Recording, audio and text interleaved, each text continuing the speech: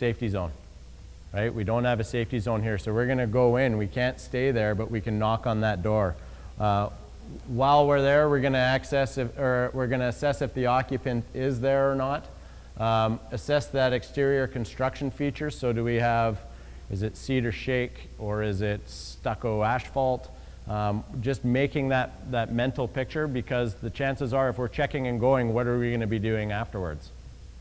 We're gonna be returning, we're gonna be heading back in. So if we know and we mark it down on our way out, hey, this one's asphalt and stucco, priority zone 1's cleared, this one is, not, it's cedar siding and it's got brush up all against it.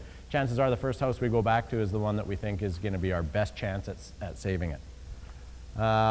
Always making sure that in this situation, we're backing in, right? We wanna make sure we're always pointed towards our safety zone through our escape routes. Where we have a bit of more of an issue in the intermix, and they don't have the slide drawn that way, is those long driveways that head down to the residence. So we're not gonna commit our entire strike team or our task force down there. We're probably not really wanting to send a Type 1 engine down there unless we know that there's a viable turnaround and we have that safety margin of time to be able to do it. So it's smaller, more maneuverable apparatus that are in your, either if you're in it as an engine boss, you're probably gonna get the tap to do this type of check and go, this rescue drive-by stuff. So it's non-defensible. You got extreme fire behavior, compressed time constraints, inadequate defensible space. So you're gonna go in there, pull out the resident if you can, and get moving, okay? You guys got anything to add? No. Okay. So check and go or rescue drive-by. So lots going on this property, depending on time, safety margin, fire behavior, predicted fire behavior, current fire conditions. We go in, we knock on that door. There's a lot of work here to be able to do it, and there's no safety zone, so we're gonna leave. We're gonna come back. We're gonna come back when it's time for us to come back and it's viable. Prep and go. Again, every time we have a go related to what we're doing, it's because we don't have a safety zone. Yeah. So the prep and go, there's some preparation of the structure is likely. If we can, again, we're parked, we're backed in on that driveway. You guys notice anything about this drawing maybe that we could try to avoid if possible? Yeah, like getting off that improved road. That looks like a pretty large apparatus, probably a tender. So there's a lot of weight related to that. We just don't want to make sure that we don't sink into anything. We confirm that the ground is solid prior to going off the roads. If you have the opportunity and the time you can apply foams to the structure. We talked about that earlier. Especially in the areas where you're typically going to see that firebrand eddying into the structure based on the wind, and on the side of the structure you expect to have the first frontal impact from the fire, right? That's going to be where you want to focus your water and your foam.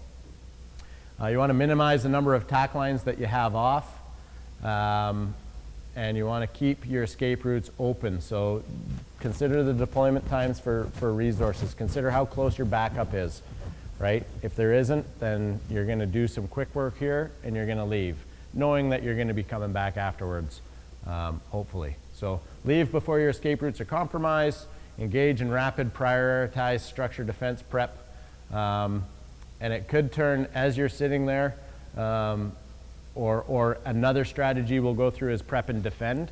You could be doing prep and defend based on the fact that the fire behavior is this way, and then all of a sudden it changes because of time of day, or the prediction was correct and you'd planned for it and it was a trigger point for you, is now your prep becomes a prep, instead of a prep and defend, becomes a prep and go. And then make sure that you leave with adequate time to use your escape routes to get into your safety zones. Yeah. To Chad's point on applying foams or gels, just so you know as engine bosses, if you go on a provincial deployment, the province will not renew your resource as a foam or a gel at the camp, or as a recoverable as per the interagency agreement. So if you deploy your foam or your gel on your apparatus, that's your call. We only use, the The only thing we do actually get resource renewable on is water, because it's free. So don't expect the province to reimburse you on the foams and gels. So to that point, in the advance of the fire front, we need you to wet down this side. No foam. You're not getting it back. That's up to you and your chiefs. So prep and go. We don't have a safety zone here, but we have time to prep this structure. Time to remove, especially if we have a large crew, we're able to move wood quickly, jackpot it somewhere that's outside of the structure, throw a tarp on it that we found. Lots of times if we have structure or sprinkler protection going through here, that work will already have been done, which is great. They'll go through, they'll triage, they'll do that prep work, which allows us to go in for that more of a rescue, a check and go type scenario. But if you have the time and no safety zone, like this is a couple hours away, let's do as much quick work, good work that we can to give these structures their best chance, knowing that we're going to be coming back in to see if there's any ember starts. Part of evaluating that structure is your combustible roofs and siding. You're going to make notes of those structures in your 214s or in your little notebook that you're carrying in your pocket. Are there open vents, broken screenless windows, open doorways or breezeways? And if there is, what's the quick work that we're going to be able to do to try to minimize the impact of that fire as it's coming through, right? Are we going to be able to go around and cover all of these up? Maybe if we have time and the resource with us. A lot of times in our apparatus, we're not carrying rolls of poly with staple guns and tape, but if you can find existing stuff that's on the property and nail it over the windows or try to cover that up the best you can, it gives that structure a better chance as that fire front moves through.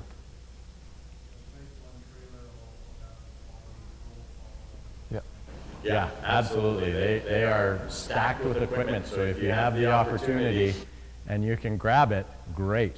I always, like for us, I always think just putting a coffee can, a duplex, nails, and a hammer on my apparatus and just get inventive with the stuff that you can find around the properties sometimes will help.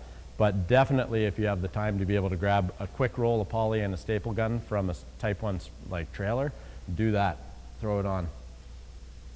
So general protection tactics, make your best decisions based on safety, time, and the ability to defend that structure.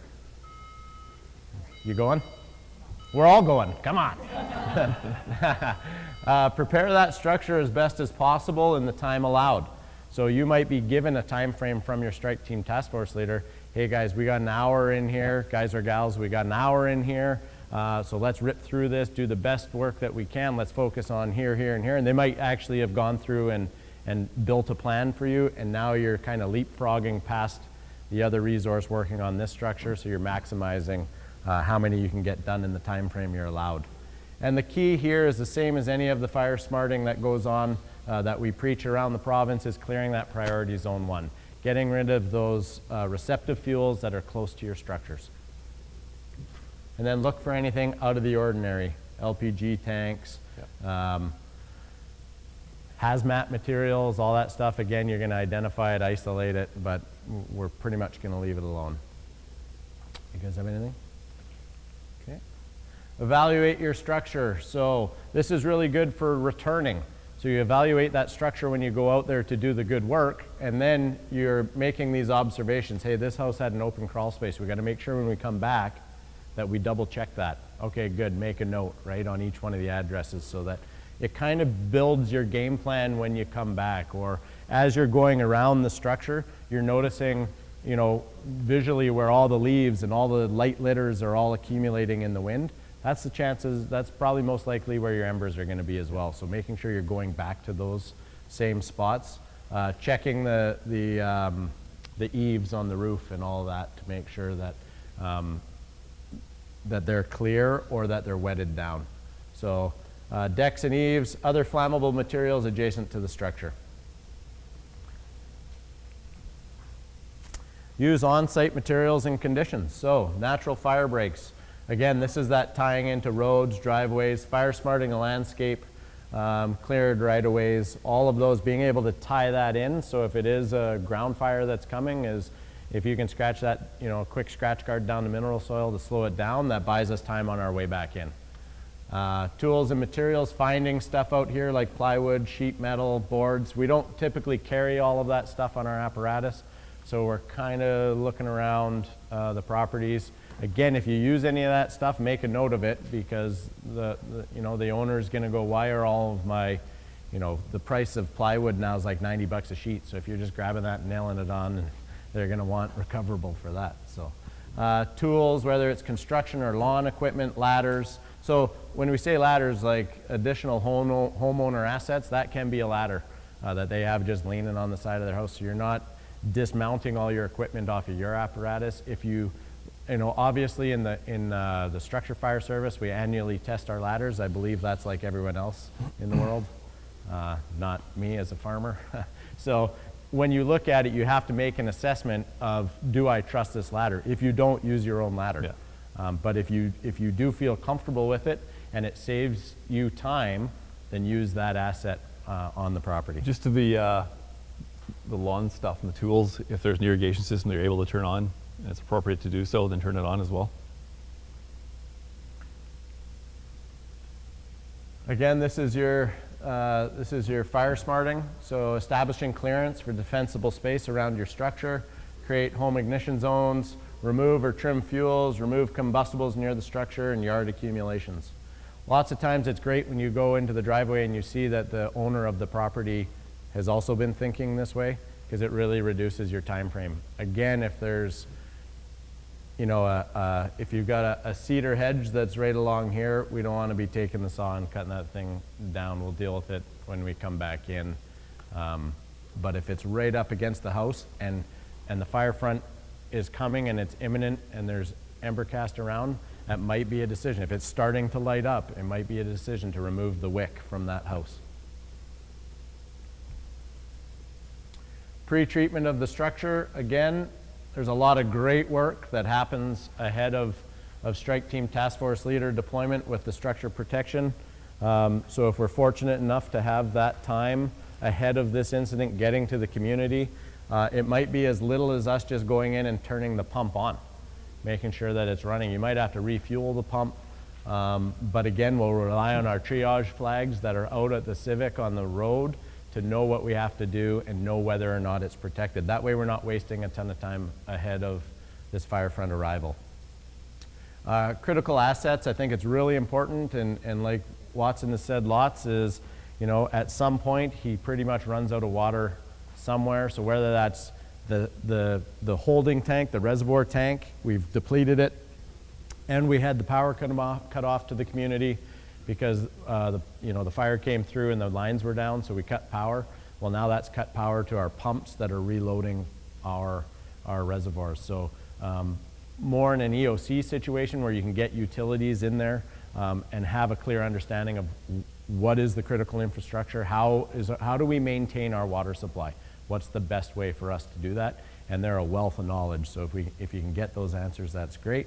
And short of that, if you can go out and treat those critical pieces like power poles and whatnot, and that could be scratching all the material away from around that if you don't have foam, now that we talked about it.